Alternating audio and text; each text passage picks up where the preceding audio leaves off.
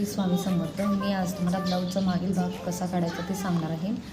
मागील भागाची उंची 13 जर असेल तर त्यामध्ये 1 इंच वाढवायचं आहे. 1 इंच वाढवून ही सरळ रेष काढून घ्यायची आणि छातीचा चौथा भाग घेऊन त्यामध्ये 1.5 इंच प्लस करायचा आहे आणि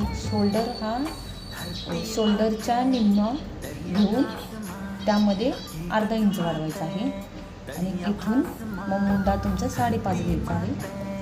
ते इथून इथं सरळ रेष मारून घ्यायची. इथून 1.5 इंच घेऊन हा आकार गोल द्यायचा आहे. इथं पण 1.5 इंच घ्यायचा आहे. गळा रुंदी तुम्ही 2.5 घ्यायची आणि गळा उंची तुमच्या इच्छेनुसार घ्यायची. अर्धा इंच घेऊन हा आकार तुम्हाला कसा पाहिजे तसा द्यायचा आहे. असा पानाचा देऊ शकता, कसाही